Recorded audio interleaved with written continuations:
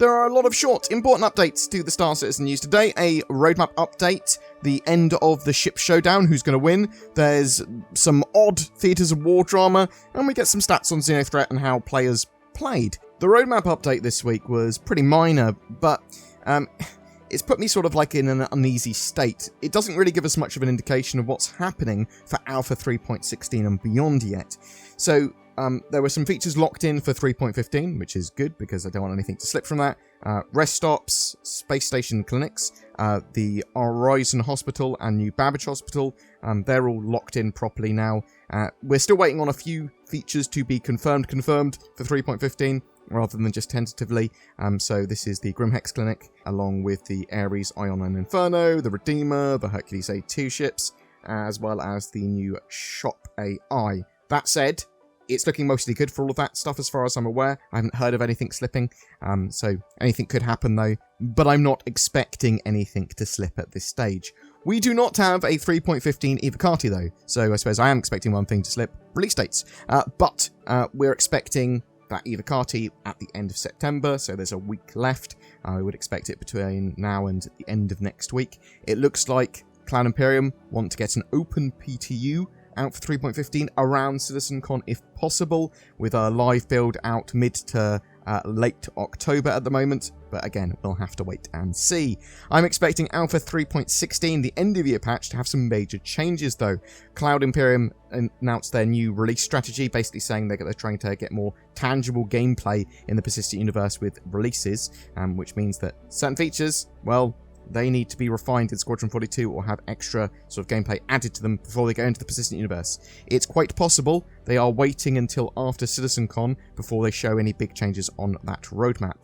That said, Outpost Homesteads, Independent and Outlaw, so these sort of like new points of interest that we've been waiting for, have been temporarily removed from the roadmap. The worry there is that they were supposed to be a point of interest that I believe was supposed to be seen a lot around the Pyro system. Cloud Imperium have said that they are just working out where it's going to fall feature-wise, but it does put us in a weird place of, well, I know less now. Now, it's very possible they're going to go, you know what, we're going to release this with the Pyro system, because that's where it needs to be released. But I'm hoping to see Pyro and these new outposts potentially in Q2, Q3 next year. But what do you think? Is that vastly optimistic, or is that sort of like, well, I mean, yeah, that seems reasonable. The Battle of David and Goliath is going on at the moment in the ship Showdown. At time of recording, the Argo Cargo is up against the Mercury Starrunner in the finals. The Mercury Starrunner is winning by around 150 votes currently, with both ships having over 15,000 votes. The Mercury Starrunner is my favourite ship, but I encourage people to vote for whoever they want to win. So, it's been a strange old ship showdown. I suspect that future events will have a ship memed to the top, an underdog that they hope to win, at least some people. And I hope next time we see a fighter in the top 4 ships, as currently we have a free fly, free to play period, where they went, you know what, we'll give the top 4 ship showdown ships to everyone to try during that period, but there's no fighter there. And the addition of the Argo Cargo is more likely to confuse new players that try it, going, what does this ship do? How do I fly? Why isn't quantum travel working? Well, it doesn't have quantum. Why are my guns firing? You don't have any guns! However, I can't really blame the Argo Cargo there for there not being a fighter, as it wasn't really up against any in the tournament. Maybe fighters just aren't popular at that moment with the larger player base, as there are some awesome larger ships around, and it's more of a, what ship do you like the most that is cool?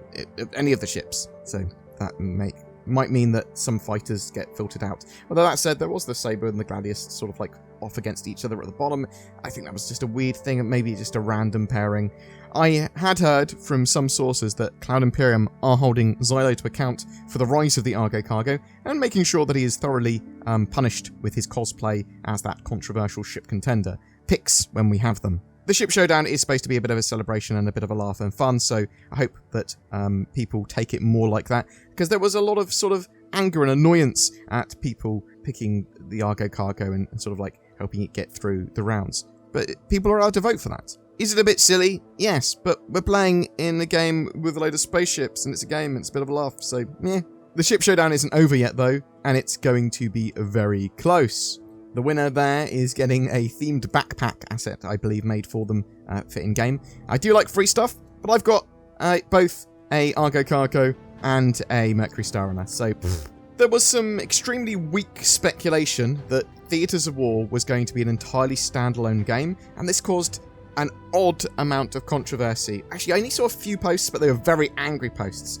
Basically, it's listed in GeForce IDs as a separate ID and game from Star Citizen and Squadron 42. I did see a couple of articles appear online about, is Theatres of War going to be a standalone game and it's causing controversy, but it's all a non-story, in my opinion. Cloud Imperium Xylo posted some clarification. Theatres of War is still just a game mode. He actually originally put in CitizenCon is still just a game mode and then edited it. He blames his fat thumbs. But oddly, there are still people in the community swearing that Theatres of War was a standalone game and Cloud Imperium are lying and they didn't back Star Citizen for Theatres of War. Now, I can get behind people saying they didn't back Star Citizen for Theatres of War. Yeah.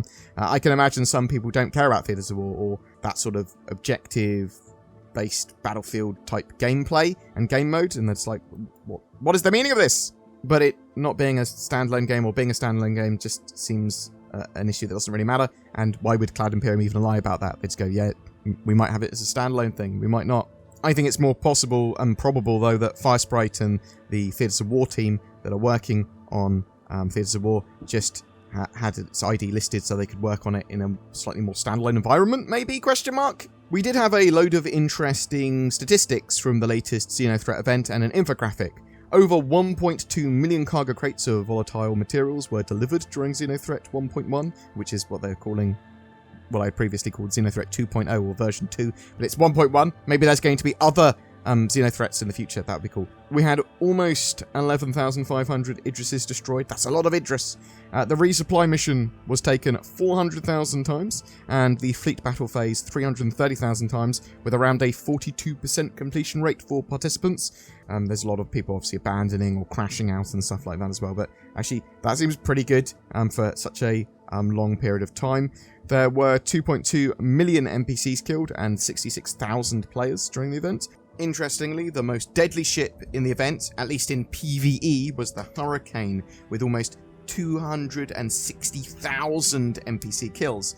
This was followed by the Constellation Andromeda, which actually also had the most player kills, with 4,300. I'll chuck the pictures up on the screen so you can see all of the breakdown there, but then the next most deadly was the Cutlass, the Hammerhead, the Saber, and then the Retaliator. The Cutlass was the most destroyed ship during the event. Laser repeaters were the most common weapons, which is to be expected, to be honest, especially with all the changes that went into Star Citizen recently. I really enjoyed XenoThreat, and I hope to see many more events like this in the future. We know there's Jump Town version 2 and lots of other events planned for sure. We also know that 3.15 is getting a wipe, so everything's getting wiped from there except for your ships you've bought with real money, basically. And Cloud Imperium have said that people that participate in XenoThreat might get some more starting monies. I'm going to have to wait and see about that, though. But boom! That's it for today's smorgasbord of news. Are you looking forward to CitizenCon? Did you participate in XenoThreat? What did you think of the event? Did you participate both times? What do you think of this latest version of XenoThreat compared to the original? Are you looking forward to Theatres of War turning up at some point, or do you think it's going to be a while? Do you care about it? Do you think, rah, why is Star Citizen making this? What ship are you voting for in the ship showdown? Do you think that Alpha 3.16 is going to be seeing major changes in the coming weeks? Or do you think that it's not really going to start to be seen until next year, these major changes to the roadmap? Or maybe we won't see much in the way of major changes on the release view at all, and it's just going to more naturally just make its way into the release view, all of these sort of release strategy changes. Whatever your thoughts, though, I'd love to hear from you in the comments below. Some people say I shill for NordVPN, but listen to some of these comments that I just made up. I've never fed the love of a woman before, but then I got NordVPN, and that didn't matter.